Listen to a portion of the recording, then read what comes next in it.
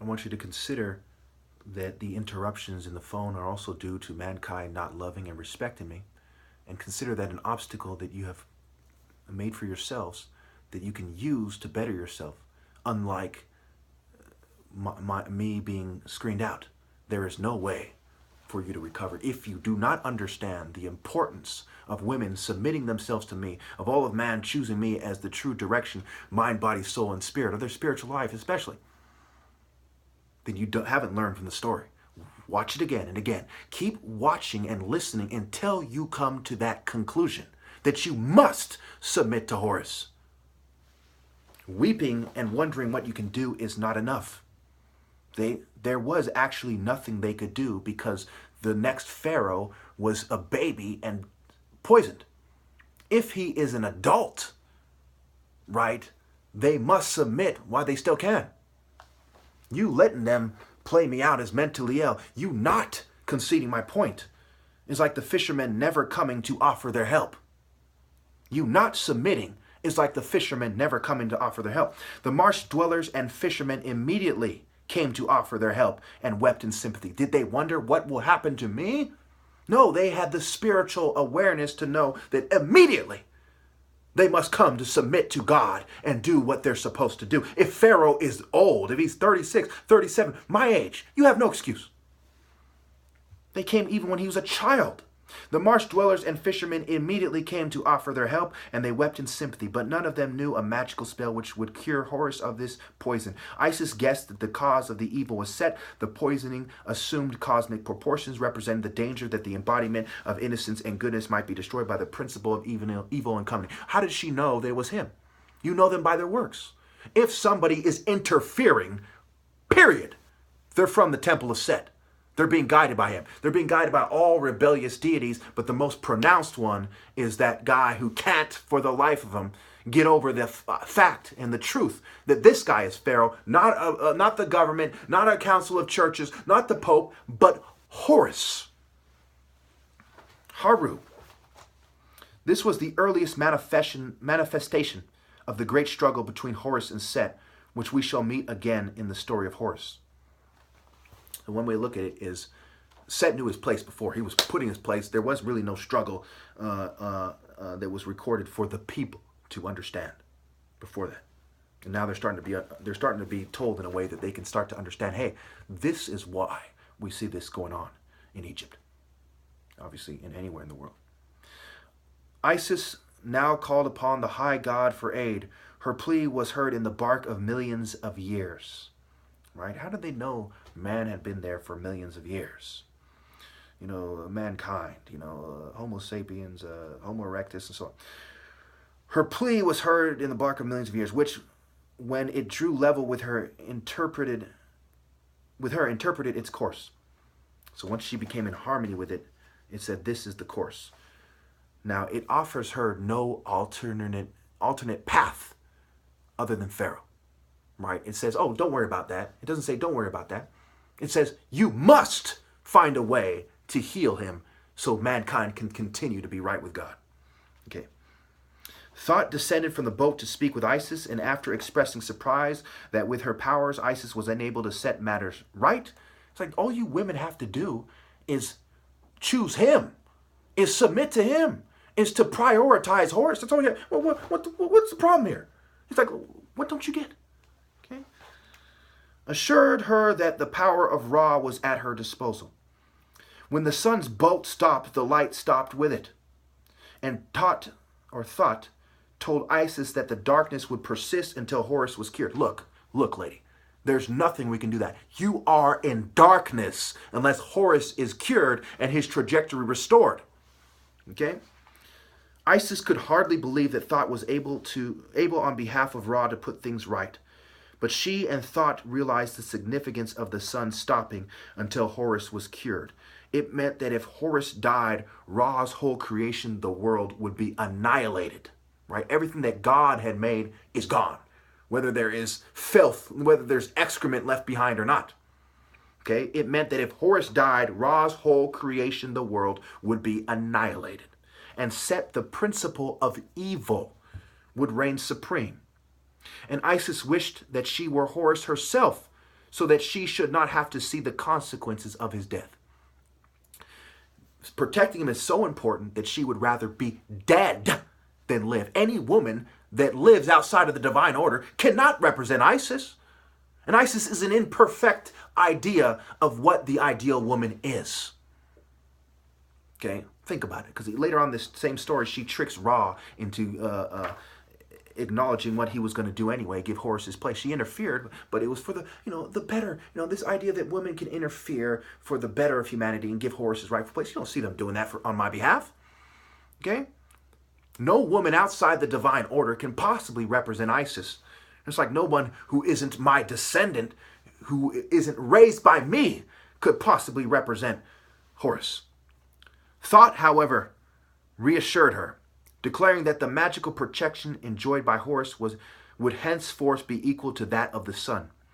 Then in the name of the sun, Thought exorcised the poison from Horus's body, saying that the boat of Ra would stand still, that there would be no food, that the temples would be closed, that the misery would never depart from the world, that eternal darkness would reign, that the wells would dry, that there would be no crops and no vegetation until Horus is cured. There's no martial arts. There's no soul food as such. There's no spirit of God in anything until he is cured. Nada. Period. All martial arts are invalid outside of the divine order. There's nothing. It's closed. What is open? Only that which Set has anointed and his whores. How could you miss that? It's spelled out for you. This powerful spell of the sun god Ra conquered the poison, and Isis and all the marsh dwellers rejoiced. Thought then recommend, remember he used in the name of the sun, the principles of the sun. He used his head. Right? Medicine. Okay? Pharmakeia, sorcery. This kind of positive sorcery that we don't see in society. Okay? Because it's out, what they're doing is outside the divine order. This powerful spell of the sun, unless you're looking at my dad's company, because it must travel through him to me.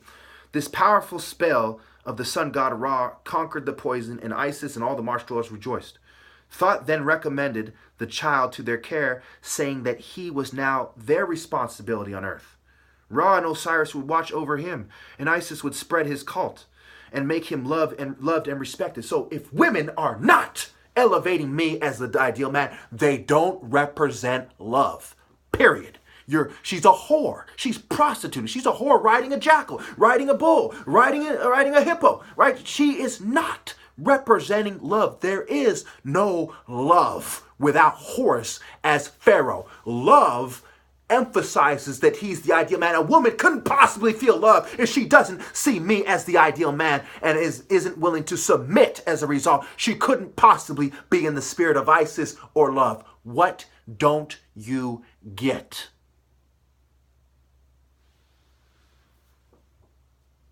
I think it's disturbing. It is disturbing that people don't get this very straightforward fact. You shouldn't need the story to understand that. Anyway.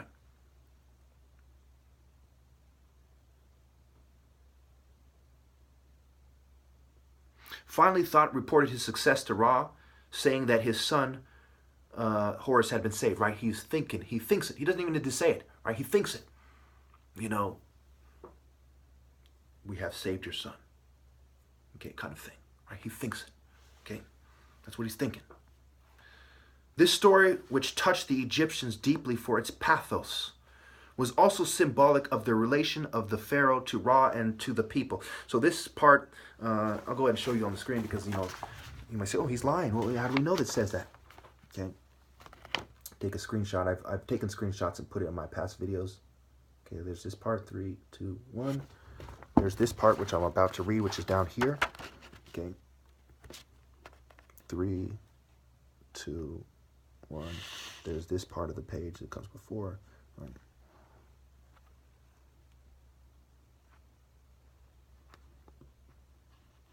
All right.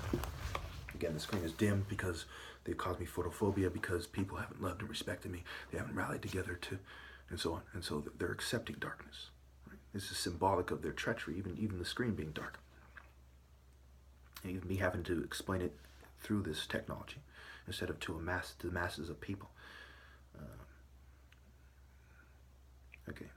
This story, which touched the Egyptians deeply for its pathos, was also symbolic of the relation of the Pharaoh to Ra and to the people. This is the relation of Pharaoh to Ra, the true God, and to the people. Horus being considered the archetype, the monarch, right? The man-arch, the arc of the mace coming down on the Narmer palette, right? The arc of the sword, the arc of the weapon, the kind of curved arc of a knife stabbing your neck and so on, right? The archetype of the Pharaoh, the spirit of the ark, the spirit of the sun, which is Ra, the strength of the sun, the spiritual strength of the sun, which is God's spirit. Horus being considered the ark of the pharaohs, the message of the story was that Ra was supremely concerned with the welfare of his son, the Pharaoh, and was able to protect him against all attacks by his enemies. So Ra is able to protect him, right? Thought in the name of the sun did it, right? If God's spirit is conveyed, he's protected. He's able to tap into it. He's able to protect him. The spirit of his son is safe no matter what. It's everyone else's spirit that's in jeopardy. Okay. But it was also the duty of the people to love and respect the Pharaoh, and as far as they could protect him. If the Pharaoh should come to harm, the whole world order would collapse, and the people themselves would necessarily die. They would lose their souls. If the Pharaoh should come to harm, the whole world order would collapse, and the people themselves would necessarily die. His mind, body, and soul can't be interfered with. His mental health, which includes his intimacy needs, right? The reproductive cycle, which includes his ability to find a suitable helper and to have a son, cannot be interfered with. If the Pharaoh should come to harm, the whole world order would collapse, and the people themselves would necessarily die. Now, in the next video, I talk about the difference between love and respect in terms of, well, I do love him, I do respect him, and submitting to him, right? The idea is lost. What does it truly mean to love? It means to submit to the divine order, and from there to convey the love to your child or to your wife, etc., your fellow man. So that's where I'm going to end the story. It goes on to talk about how Isis tricks Ra into naming her son the Pharaoh, and this is part of the later twists, right? The Middle Kingdom, the New Kingdom twist that we start to see. We start really seeing these twists almost certainly in the Old Kingdom, and then in the first intermediate period, and so on. And certainly by the Foreign period, it is ridiculously out of control. Magic card bitches running rampant. Okay, so the idea that she needs to trick him versus Horus, son of Ra, right? Horus the elder. He's the son of Ra. There's no trickery. Ra has chosen him. That's how the land was united. Versus, it's okay to trick and use magic and elevate. No, it's not. And it doesn't take a genius to see that I'm right about that. There is no reason from their trickery perspective that overpowers the truth. You know, and it is ultimately the reason of non-martial artist ninnies who needed to have it explained to them in this very obvious way in the first place, versus martial artists who communicate profound ideas just with their training without even mentioning the spirit of righteousness. You feel it. There's something there. You detect it, right? It doesn't even need to be said. It goes without saying that you're not supposed to cheat people. It goes without saying you're supposed to nurture people and so on. This is something that naturally happens when you train martial arts with the spirit of Ra. Okay, it is these non-martial artists, unfocused, out of touch, peon lemming pussies that needed it explained to them. And these are the same cowards that rolled with this treacherous twist of it in the first place. Thank you.